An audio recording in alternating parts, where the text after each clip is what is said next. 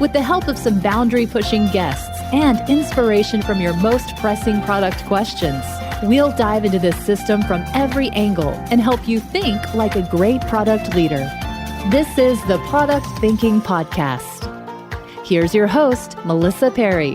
Hello, and welcome to the Product Thinking Podcast. Today, we're joined by Jason Fried, the co-founder and CEO of 37signals. 37signals is a software development company best known for creating Basecamp, an all-in-one product management platform which has 20 million users since its inception, and Hey, an email optimization platform. Jason is the co-author of the book Rework, which provides a better, faster, easier way to succeed in business and remote, office not required. Jason has co-written several other books and is a regular speaker on 37signals podcast Rework. He's also a fellow at the Edmund Hillary Fellowship, and it's a community of 500 plus innovators, entrepreneurs, and investors committed to New Zealand as a base camp for global impact. So welcome, Jason. Thanks for having me. So you have been doing 37signals now for over 23 years, I believe, which is a very long time. Yeah, we started in 1999, so it's been a while, a couple decades. Yeah, that's awesome. So it's still going. I think Basecamp is one of those things. I remember when I was first getting into product management, we all looked at, Basecamp and all the things that you were doing as a good guiding light for how we should be working. What have you seen be the success for staying in business for 23 years, continuing to put out innovative products like Hey was a huge success? What's your secret there? There's no real secret. It's just, I'll tell you what we do. And I don't know if this will work for anyone else. So I can only share what has worked for us. And the other thing to be honest about is you don't really ever know what really works. You don't really know why exactly. A lot of it's luck, a lot of it's timing, all that stuff, right? But we've always built things for ourselves first. And I think that's actually really helpful. It sounds kind of selfish, and it sort of is to some degree. But the thing about building something for yourself is that you know really, really well if it works. And so we were a web design firm. When we launched Basecamp, we were a web design firm. We needed a better way to manage our projects. We were using email, in-person meetings, phone calls, a cobbled together DIY system of whatever. And we were just falling apart. It was fine early on when we had a couple clients. Then you get 5 clients and you can't keep track of stuff. Stuff falls through the cracks. You hire another 2 people. It's just a mess. So we had to solve that problem very clearly. And we knew exactly when we'd solved it. And we use Basecamp every day to run our entire business. We use Hey for all of our email. And so we know if the product works for us. And then we expect that there's other people out there like us. We don't need to find millions of them. We could find a few 10,000 of them. And if you have a nice, tight company, small company, you can do really, really, really well with tens of thousands of companies paying you or 100,000 companies paying you on a monthly basis, for example. So we're not trying to build something for everybody. We're not trying to imagine what other people need. We're not putting stuff out in front of people and saying, what do you think before we launch it? We build something we think is good. We put it out there and then we adjust as we go. But I think fundamentally, when you build something for yourself, you give yourself a better chance. And then you just have to find more people like you versus the imaginary customer, the imaginary persona you think you're making things for. It's a lot harder that way. So anyway, that's been our, if you're going to say secret, whatever we want to call it, that's our guiding light is us, which again, sounds selfish, but I think it's the right way to go. I see that be something that's really good for entrepreneurs too. I teaching a lot of the students at Harvard, they're all trying startups. And I think a lot of people try to build things that they don't have experience in the market with, or they've never been a part of it. And they see the opportunity, but I think it's really hard to understand the problems there, right? If you've never worked in that before, you don't know anybody who's worked in that industry.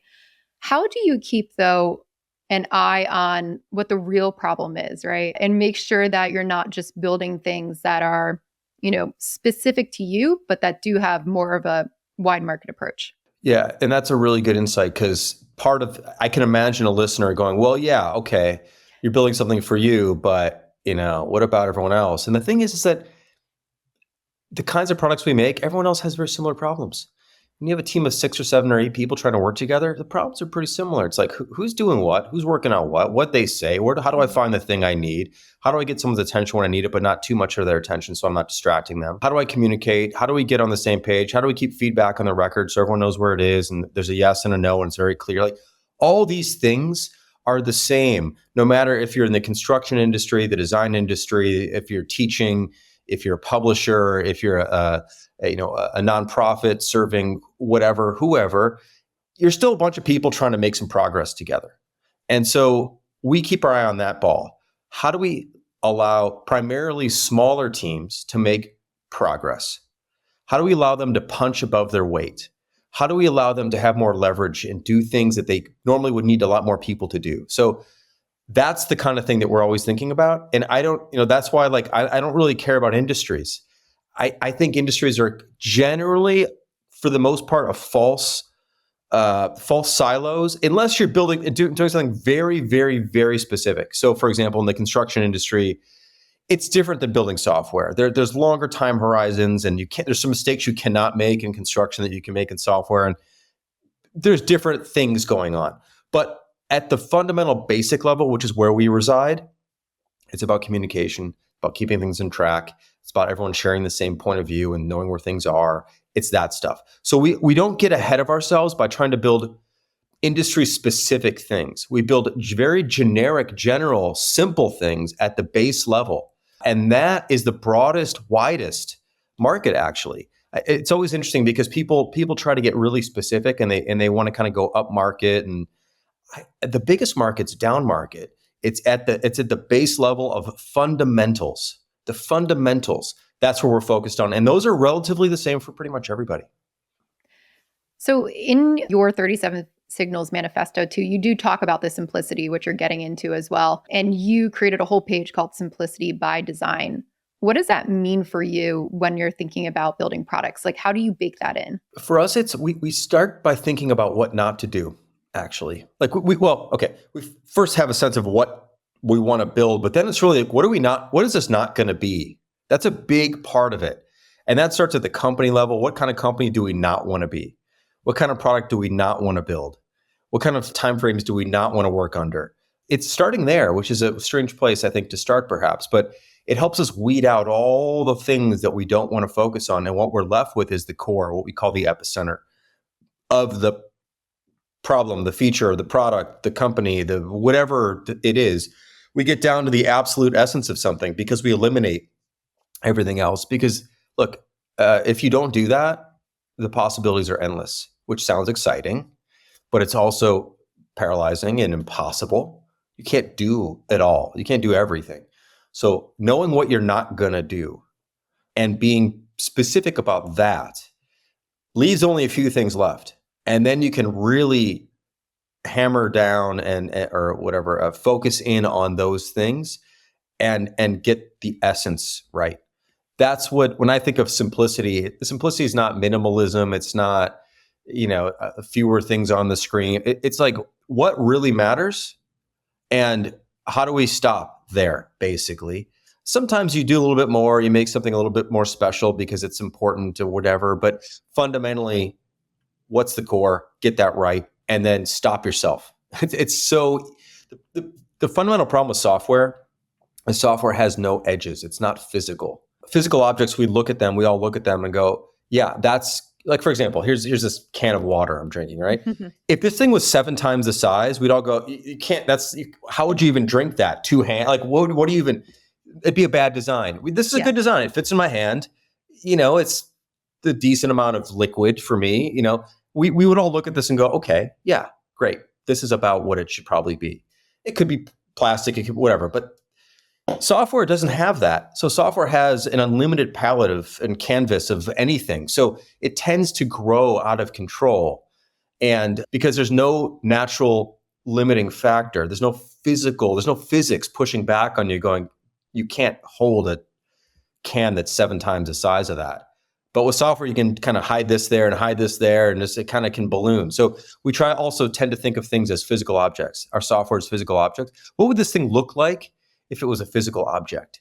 And it's not really like we don't really go through that every time, but it's a thought exercise. It's a mental exercise that we do have in our heads. Like, this is getting unwieldy. If this was physical, it wouldn't feel right. So that's another way to kind of keep things tidy and tight, I think. I like that. I've not heard that perspective before, but I could totally see your point. Like physical products, you can't just keep shoving stuff into. You gotta you gotta pick and choose. Otherwise, it's gonna look crazy.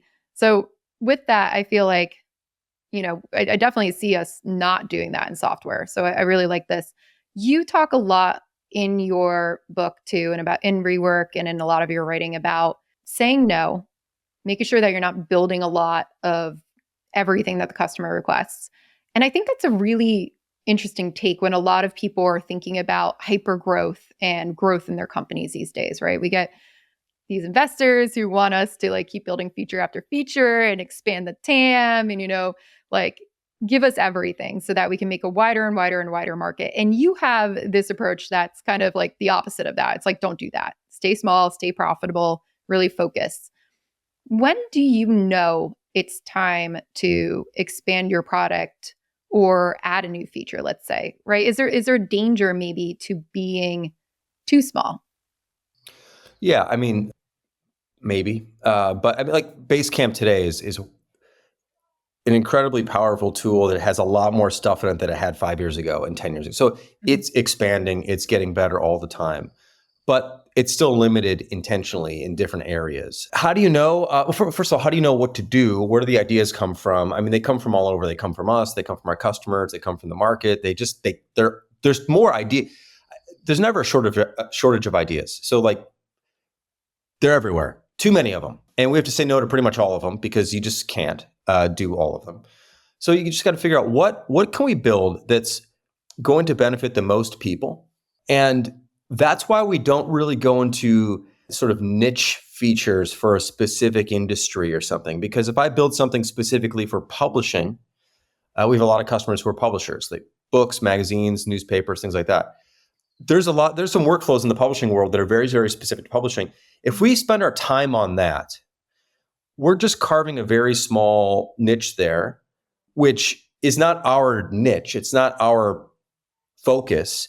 And then that's not going to benefit pretty much any of our other customers.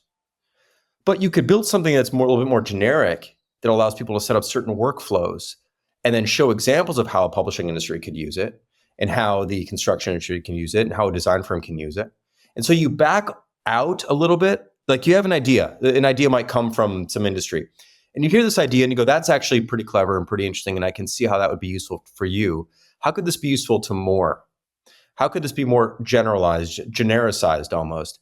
And that's the kind of thinking we tend to do. So we hear these ideas and we try to pull it back and go, can we make this broader? Because to me, getting to your growth point, like growth is about, for us, it'd be more about broadening our base and not narrowing in on a specific industry. Now, there's other companies who are focused very, very tightly on a specific industry and can build wonderful businesses in that industry, but they're typically coming from that industry. Like they're a construction firm who's like, we've got an idea for construction software. And they know that better than we'll ever know it. And so I'm not going to dabble in that world. I still want to get back to the generic, what does a team of 7 or 8 people need to move forward and make progress? And so that's how we do that. Now, saying no to customers, we say no to us too. We say no to us all the time. It's an equal opportunity no's.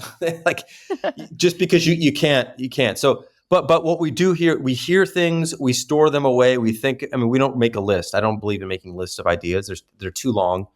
But when you keep hearing the same thing over and over, and it reminds you that there's something here.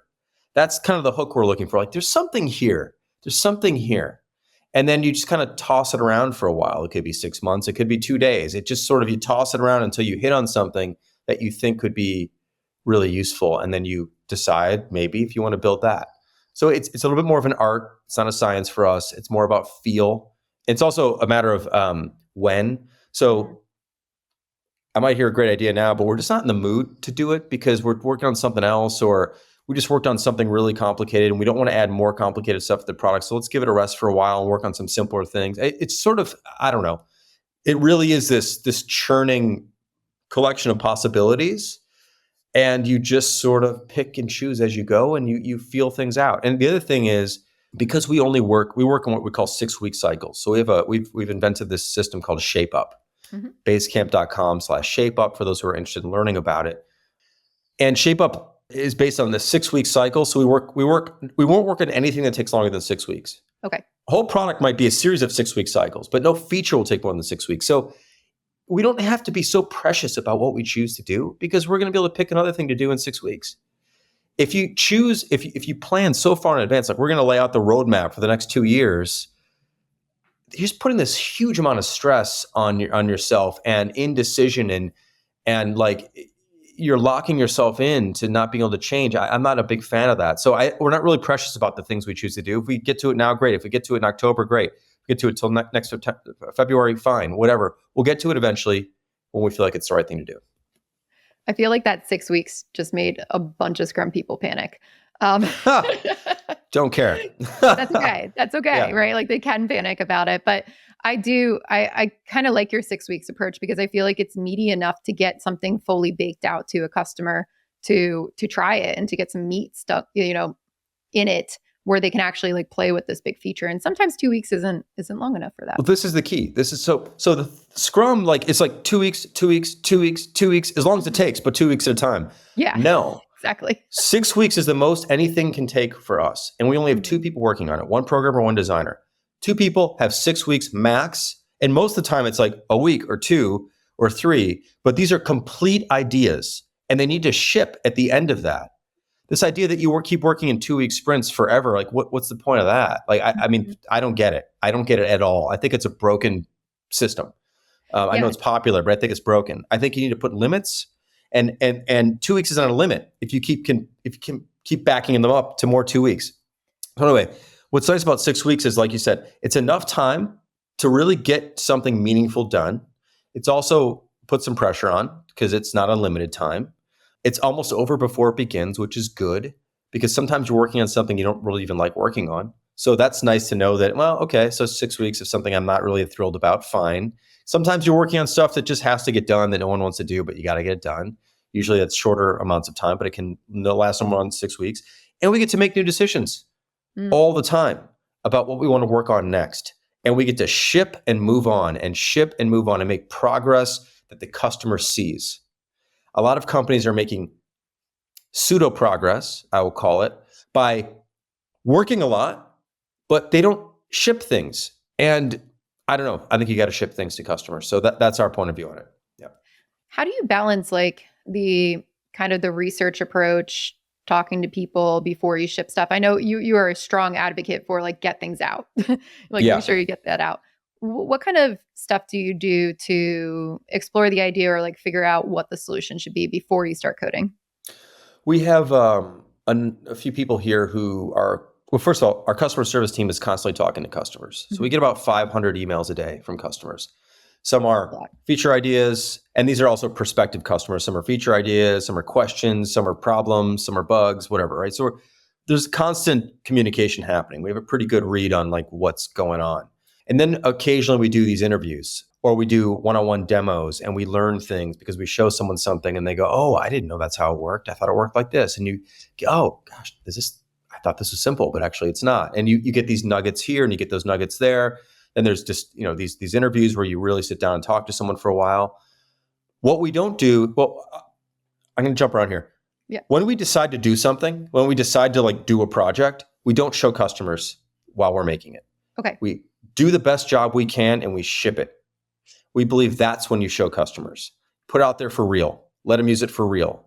If it totally falls flat, we'll find out pretty quickly. Mm-hmm. Oftentimes it doesn't. Sometimes we need to tweak a little bit. Fine. I'd rather get real feedback from real customers using it for real in their own real environments than show them something half-baked and go, what do you think?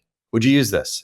I know those aren't the only two questions, but I don't like that. I don't think it's realistic, and I don't think you get good answers. I think you get answers because you ask questions, but I don't think you get the real answers. So there's a lot of thought that goes into deciding what to do. Again, some of this is based on customer interviews. Some of it's based on other insights. Sometimes we'll float an idea around our heads for a while. Sometimes it comes really quickly. Sometimes it's an internal frustration. We're like, God, we just got to fix this, or we just got to build this, or why can't I do this? And then you just do the best work you can. I mean, that's you should have enough confidence and have enough skill if you're doing this for a living to feel like you have a pretty good take on what this product should do and how it should work and what this feature should do. We don't do things that we don't really understand. We do things that we think we understand well. We can get things wrong, of course, but our track record's pretty good and we're pretty comfortable with that. So I think we would move a lot slower and not get that much better if we put everything in front of people. I don't think that'd be beneficial ultimately over the long run. I think the product would be worse because it moves slower and the marginal improvements you might get ahead of time, maybe you get some. I don't think they're worth slowing things down like they would. So we're not big into customer research during the building process. And I'm not that huge into it ahead of time, but we use it to get insights and we use it for understanding. But after that, it's on us. We're the people who make the product to make the product. I think, so totally understand your approach from an entrepreneurship standpoint.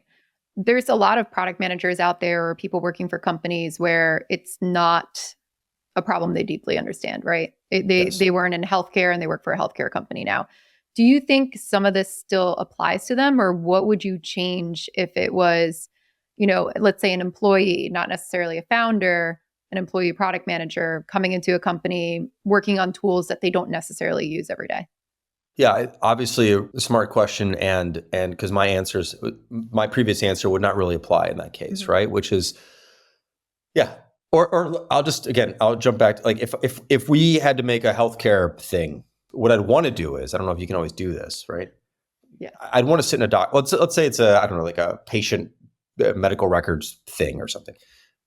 I'd somehow want to sit in that doctor's office for a day, watching them interact with patients. I know there's HIPAA. This is probably a bad example, doctors and patients, but it's actually not, because I worked on a medical records. Okay. So we did exactly what you're talking about. Okay, so let's say I could literally just sit with them for a day or a week, and they would do things and I would take notes and I'd ask them why. And I'd say, why did it take you? I mean, I can't even think of my own experience. Why did it take 45 seconds for you to type in this note with 7 words? Like what? And I'm like clicking around here and they're clicking around here. They're clicking, what is going on there? And then I'd say what frustrates you about your job? I would ask very specific questions around this, but I would observe. And I would get a really good I'd try to get a really good feel and understanding of their day to day and really understand not the software they use today, but what are they trying to do? I'd fill my mind with this. I'd feel like I have a sense of what the major core problems are. And then I would go build something that I would not show it to them while I'm in the middle of it. I would make something quickly, though, in a few weeks, like a basic version of this perhaps, and maybe walk them through that. But it's not an MVP. It's not, I don't like the MVP thing. It's not that. It's more like, here's everything I saw you doing. Here's a faster way to do it. Now, what can't you do in this that you wish you could do?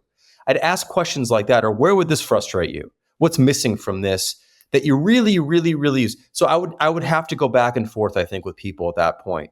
But what I wouldn't want to do is I wouldn't want to show them half-baked stuff in progress. I'd always want to show a complete idea, just maybe a very simple version of it. That's probably how I would approach that. And this is what we did when we used to do client work for, way before we did software for ourselves. We were a web design firm, and I would do things like this. I can only tell you I don't like working that way, but I know a lot of people have to. So partially what I'm going to tell you is what I just said is probably how I would approach it. Mm-hmm. But I also think that my advice is not very good here because I don't do this kind of work. And I think that whoever's listening is better off talking to someone who does that kind of work specifically. But what I would caution against is asking too many questions in the middle of building. Ask the questions before. Get a good model, get a good understanding of the problem you're out there to solve, and then go to work and build the thing. And don't keep asking questions while you're building. Build something that works that you can show someone. Don't give them mock-ups. Don't give them wireframes. Don't give them things they can't use. Make something that, now, again, in the doctor situation, this is tricky because you've got HIPAA and they're not really going to use this thing. So it's maybe not the best example, but you got to make something that works so people can actually use it. That's where they're going to give you real feedback that matters. I think looking at pictures doesn't teach you anything. People don't know how to respond to that. People don't know how to talk about something they can't use. They're not really good at it. And so they'll give you the answers, but they're not really the real ones. So anyway, that's my guess. And remembering 20 some odd years ago when I used to do this, that's how I would do it. Yeah. I think Like, actually, I'll give you a quick example of this. I won't belabor this because this is taking more than it should. But we did this intranet for a credit union in Madison, Wisconsin, I don't know, 25 years ago. Mm-hmm. And we went up there to Madison and we sat with them and looked at what they use today and just watched them use it and taught and go, why does it take so long? Or what frustrates, again, these questions like, what's in your way? Why is this so hard? Or is it not hard? Or what part of this do you like? Or how does technology get in your way? Why are things, anyway, we sat with them for a few days and really absorbed this stuff. Then we went off and built something for them. And then we showed them something that was real and worked. And then we iterated from there. So I consider that basically shipping. We shipped something and then we iterated from there, which is what we do today. Yeah. I do think what you're honing in on, though, is really interesting. And I think it's a big shift from, maybe 15 years ago in product management and the way that we built software to now. It's gotten faster, I think, to build software, and the tools that we have today are light years ahead of what we used to have 15 years ago. Yes. And it used to be all about, let's do prototypes, let's do this. And I still think prototypes are a valuable tool, in my opinion, for a lot of things. But what I've realized too is that in a lot of places, we can actually build software sometimes faster than we can build a prototype. So I do kind of like your idea of, let's just get it out there. If you can scope it down into something that takes 6 weeks to build and test, once you have like very good validation from a customer research standpoint of like, hey, let's go this way. But I could see also in some really large organizations, it may not take 6 weeks to build something because of the systems they have or the old school tooling they have or the code that they're actually creating. But I think in companies that can move quickly like that, sometimes it does make sense to actually build out a good first version in software rather than, fight some different tools if you don't have like a ton of things on the line or a ton of dependencies. Yes. And the other reason why I think this is really important and why we don't really ever build prototypes that don't work. And people say, well, my Figma prototype works because I can click around. It's not storing data behind the scenes. It's not really a real thing. Nothing against Figma. Figma is a great tool. I'm just saying, like, we build stuff in Rails and HTML and CSS and Java. We build the real thing. And the reason why is, why spend 6 weeks building a prototype that you have to throw out and start over again?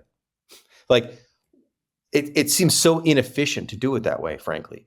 I'd rather build in the real medium and then iterate from there with the real code base and the real design and actually like get a head start on this real thing, or have this real thing turn into a realer thing versus going in one direction, trying to like perfect something that you're literally going to throw away and then have to recreate. Making the same thing twice, not into it. I think it's a huge waste of time and I think it's a problem. So when we show anything to each other, it's cheapo, terrible sketch. We use fat Sharpie markers or like a sketching thing on the iPad that's like not about detail. It's like, I don't mind throwing that away because it took 6 seconds to draw this thing. But I don't want to spend 6 weeks on something I'm going to throw away just to recreate the same thing in a different technology. So that's our thing. Again, like, it all depends on what you're used to and the kind of organization you build. But these things layer up and matter. And the closer you can get to making the real thing, looking at the real thing, using the real thing, the faster you're going to move, the more progress you can make, and the fewer people you need, which all ties back to like building a profitable business, being sustainable, being around for a long time, not needing a huge, massive staff to just do basic things. Like, this all does relate to each other. And I don't think you can look at these things individually. They are all one point of view and method to make progress as a company. In that case too, like when you're talking about the design and not doing the prototypes, are your designers at 37signals also front-end engineers? Like, do they build the HTML and the code and everything, or how does that work? Yes. So every designer here writes their own HTML, their own CSS. They can make their way around Rails, which is our primary platform. They can do their own JavaScript for the most part. And that's critical. That's why there's only two people working on any given feature. Mm-hmm. We built a Kanban-like thing in Basecamp called Card Table, 2 people in 6 weeks. Actually, we did that took 2 full cycles. So that was about 12 weeks total, but 2 people. one designer, one programmer, and they work together. It's not, a designer's not delivering a set of designs to somebody who then chunks it up, makes it whatever, and they go away and do the next thing. The designer and the programmer work together every single day, hand in hand. I mean, not literally, but like passing stuff back and forth in GitHub or whatever, and committing code and working on things and building stuff together, making tweaks, making adjustments for building as they go. But yes, we don't have any front-end engineers as a separate role from design. Okay. And the programmers here do like, all the back-end stuff, Rails, all the database work, whatever else needs to go behind the scenes is on the programmer side. Cool. Yeah. So then that definitely keeps your team small. And I think that gets back to what you were talking about as well with the profitable company. And I want to talk about that a little bit too, because right now, with this economy that we're seeing, I hate to say that because everybody's like, oh, with this economy, such a funny like phrase that you hear every day. It is a funny phrase, yeah. But it's true. Like, money's not as plentiful as it used to be. A lot of companies took a bunch of venture capitalist money and now they gotta stretch it because that fundraise isn't coming around for another quite a few years. And those that want to start a company now have to think about becoming profitable fast. And that's something that you talk about a lot and really what you did with all of your companies in 37 Signals. So can you talk a little bit about how you designed for profitability and how you lead your company with that in mind? Yeah, so we the primary way is initially to start small. So we when we first launched the company, there was 4 of us, and there was 6 of us for a couple of years, and then we would hire very, very slowly, only as we needed people. So we have a philosophy: hire when it hurts. Don't hire in anticipation of pain. Don't hire because you think you're going to need 6 more people when you needed 6 people 3 months ago. That hire when it hurts. So that's the first thing. Because payroll is a huge the primary cost center, really. That and marketing, which we've never really done much of. We've been recently beginning to explore that, but over the 20 some odd years, we've spent essentially nothing, all things considered, on it. So it's salaries, and hardware is cheap and whatever, and software is cheap. So salaries are expensive. So small teams, which forced us to learn how to work with small teams and get a lot out of small teams and actually see the advantages of them. They're hugely advantageous. Direct communication. We don't need project managers because there's just 2 people working on something. So we have a product strategy, product owner who looks over the entirety of all of Basecamp and all of Hay and can direct 6 or 7 teams working on things because the teams are so small and so direct and everything's very clear. It's just so much simpler. The thing is, we did a lot of the jobs ourselves. So I ran customer service myself for the first handful of years while also designing Basecamp, and being the primary designer on the product. I answer all the customer emails. Like, you just can make that pain go away very fast. Just hire a bunch of customers. But I wanted to feel it. I wanted to know it. I wanted to understand it. And I'd rather not spend the money initially, right? So it's this initial mindset you need to go into things with, which is the problem a lot of companies have when they don't have that mindset and they get a bunch of outside money and they grow big, and then they've got the spigot turns off, and now they've got to flip into profitability mode. Like, they don't know how. Just like if someone threw me a bass guitar and play it, I'm like, I don't know how to play this. Like, I don't know what I'm doing. Or if it's just a trombone, okay, I don't know what to do with this.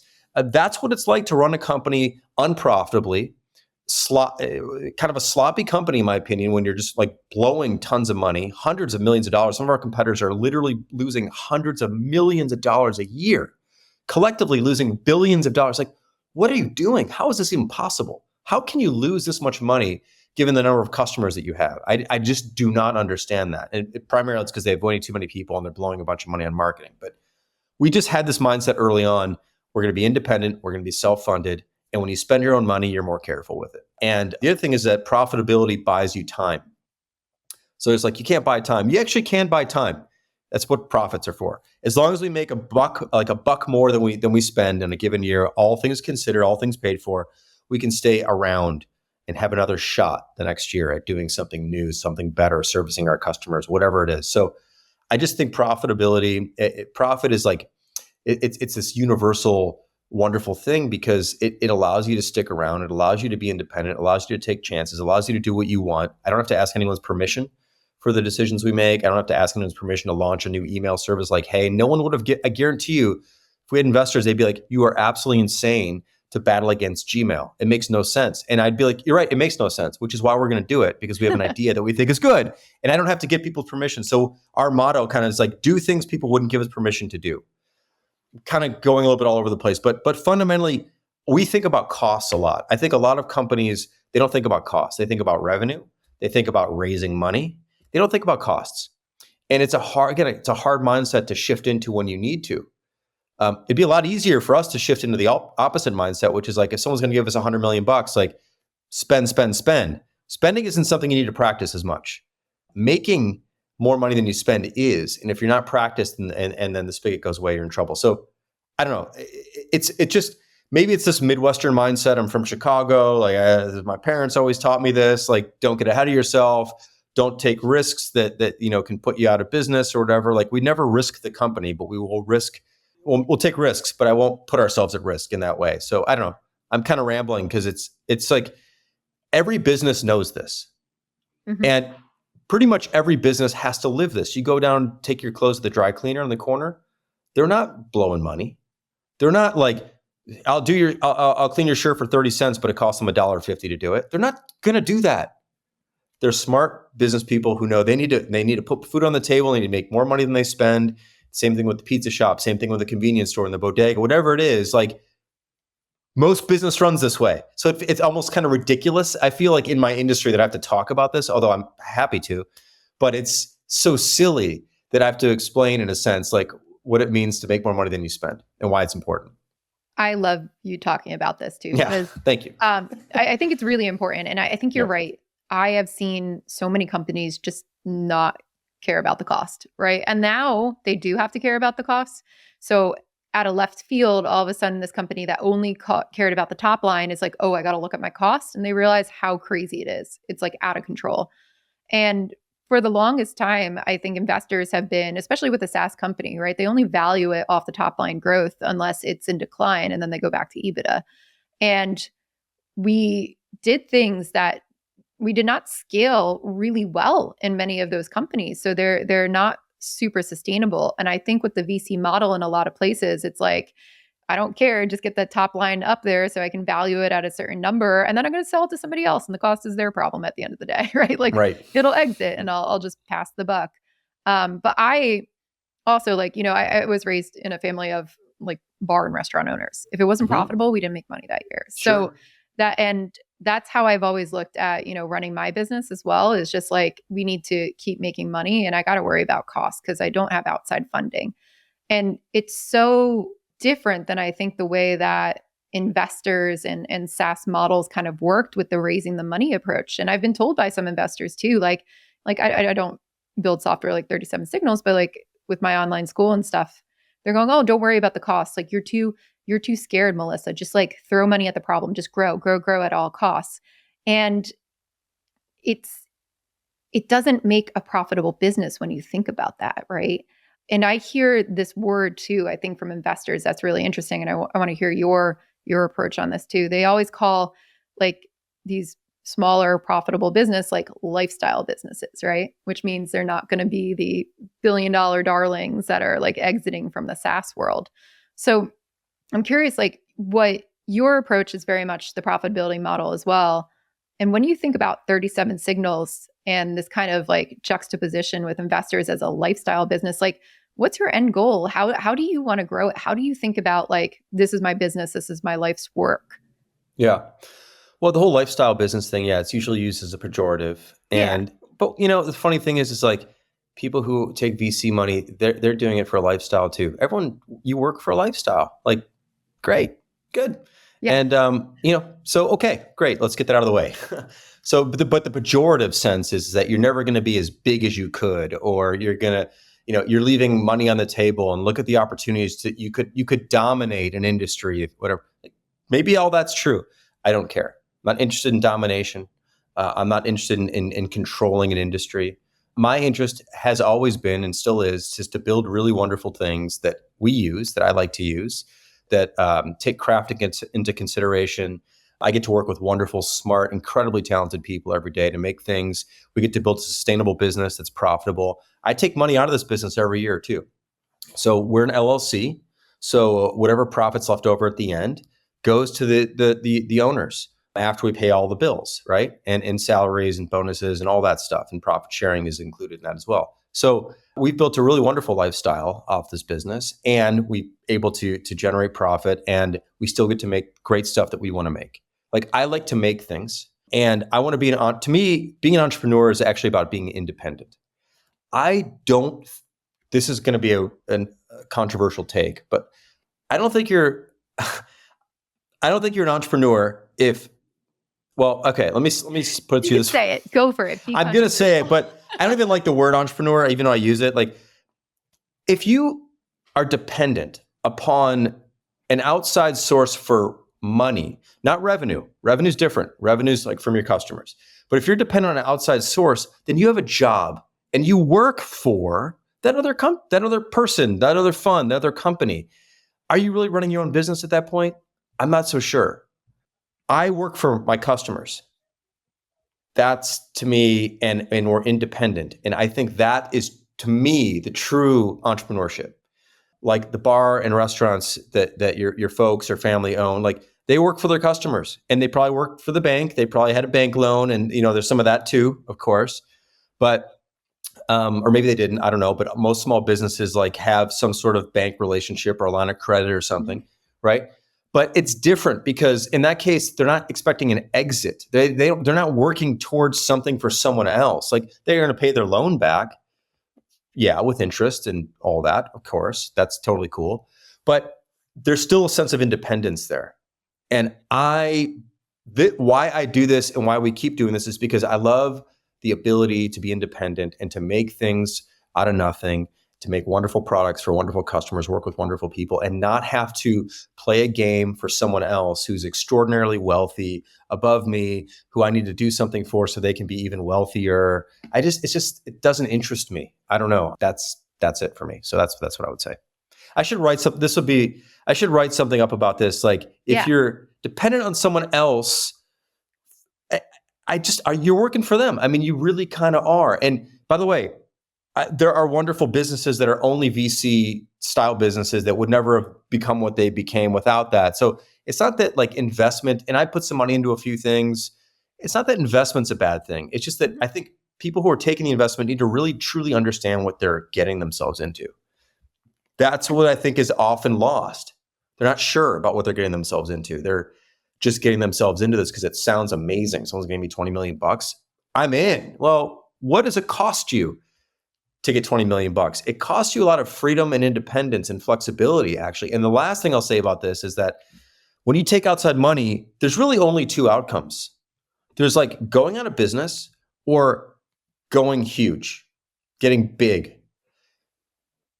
A lot of companies, I think, would be better off being smaller, medium-sized, whatever, but they're not allowed to be if they take outside money. That's true. I like optionality. Like, why not find where you're going to land and land there and land in a great place? Like, why does it have to be all or nothing? I don't like the all or nothing model. So that's what's nice about being independent as well. You can kind of find your place, settle in, and do your thing. What I like about what you're saying too is that it's an alternative mode of being an entrepreneur, right? For people, even in software, who think that the only way is to raise money. And I run into those people every single day doing startups, right? And like you said, there are these mom and pop shops. There's a laundromat down the street who's not thinking about raising venture capitalist money. They weren't like, oh, this is the only way I could start a business. They went, let me go start a laundromat. Yep. And they went to the bank and they got a loan and they did that. But I find that people now think that the only way they can start a company is to go get venture capitalist money. And they work towards that exit because they think 1 year, sometimes it's 10, 15 years down the road, right? They're going to come away with, let's say $50 million from that. But what they're not thinking about is like, how do I make money for the next 15 years too, and make a steady, profitable business? Like you said, to take money out of the business because it's all yours. It's something that you own. It's something that you grow. And I really like the way that you present that. And I think what happens with the people who think about, the only mode of building businesses as the one to take venture capitalist money is I also see them burn out because they're like killing themselves to rush into getting this growth that was a number that we picked out because we need to give our investors back that money. So you do talk a lot about, sustainability from from an effort perspective too, and something that you enjoy and not burning out. What's your opinion on that? And how have you balanced that with running your own business and making sure that you don't burn out over the last 23 years? Yeah, I mean, first of all this stuff is hard. So like running a business in any way is a real challenge, and the odds are against you. It's probably not going to work. Like that's just those are the odds. So all this stuff's hard. So then it's like, why make it even harder? And to me, like raising money and living under someone else's expectations actually makes it harder, not easier. You can't run at the right pace. You've got to sprint, you got to speed, you got to go somewhere big or go home, basically. Not for me. So I think optionality and trying to reduce the amount of stress you're under is a huge part of reducing burnout and maintaining sustainability. Like there's stressful times, obviously. There's all sorts of moments in any business where it's hard, and all that's true. But I feel like you have a little bit more control over it when it's your own stress that you're creating and your own situation you're dealing with versus like the stress that's coming from above, pushing you down. That is a different kind of stress. Performing for others is a different kind of stress than performing for yourself. And you're going to maybe put it on yourself anyway, but doubling up is tough. So, one of the things we do here is, first of all, we work 40-hour weeks. So we don't work, look, sometimes it's 42 hours. Sometimes it could be 45 hours. Other times it's 36 hours, but about 40 hours a week. And in the summer, we work 4-day weeks, so about 32-hour weeks. So that helps, first of all, starting baseline, like we want you to have a life outside of work. I am not entitled to any of your time after 5 p.m. People work different times, but you know what I'm saying? Like when you leave, you're done. We're not pulling you back into work unless there's an emergency, which should almost never happen. I don't own your weekends. I'm not expecting you to do anything on Sunday afternoon before Monday. Like that's your time. Life is this, work is this, and there's clear boundaries, okay? As clear as they can be. So it's of course up to each individual person to figure out how to really manage that, but that's our expectation of people. 40 hours is plenty. So that's number one. We also do paid sabbaticals for everybody every 3 years in every position. So you get a 30-day sabbatical. We might extend that to 6 weeks. We'll have to see, got to figure that out. But we've been doing this for years. So every 3 years, you earn an extra month off a year paid. That's helpful for people, really helps them sort of recharge. We have a lot of people who've been here for a long, long time. Just had someone celebrate their 14th anniversary a few weeks ago, 15th anniversary a few months ago. People have been here for a long time. And part of that is, again, 40-hour weeks, working with great people, not putting unnecessary stress and growth targets. We have no goals and no targets. We don't have anything people are trying to strive for other than to do the best work they can. That just helps to bring a certain degree of calm. And we don't work in real time all the time. A lot of our work is asynchronous, so people have their own data themselves. They don't have a lot of meetings. There's nothing where people don't have the time to get the work done they need to do. All those things compound to create a place where you can work for a long period of time and not be burned out. But you can also get a little burned out from time to time. And so occasionally, if someone's been here for a long time and they need 3 months off, or they need 4 months off, like we'll grant that. Go ahead, take some extra time off, get recharged. We've done this a few times for people, and it's been very helpful. I just took my first sabbatical, which is embarrassing. I should have taken more of this. But a few months ago, I took 7 weeks off. So I kind of ganged 2 of them together, essentially, since I hadn't taken a single one in 20 years. And that was really refreshing and wonderful too. So I think it's all these individual techniques and also giving people a lot of agency and freedom over their work. And there's not this feeling. I think the worst feeling is downward pressure. So if it's from investors or from managers or from ownership or whoever it is pushing down on people, we try not to do that at all. So you don't feel that. You're going to feel your own expectations and your teams, but there's not this, that's where I think people get squeezed into burnout. So we try to stay away from that as best we can. That's definitely some really good tips to make sure that everything is sustainable and you can keep making profitable businesses. Yeah. So thank you so much, Jason, for joining us on the podcast. If people want to learn more about you or 37 Signals, where can they go? 37signals.com. So 37signals.com. I've got an email newsletter. If you go to world.hey.com/Jason, you can follow me there. Find me on LinkedIn at my name, on Twitter at my name. I don't know. Those are kind of the places. We also have a podcast called the Rework Podcast, which we talk about these things weekly. So similar topics. So that's something you can check out, rework.fm. And I don't know, anywhere else I might be. That's where you'll find me, I guess. Yeah. Great. And we will put all of those links at the end of our show notes. And for those of you listening, if you enjoyed the Product Thinking podcast, please go to Spotify or Apple and leave us a review. Make sure you subscribe so that you never miss an episode. I'll be back with another Dear Melissa segment next Wednesday. We'll see you then.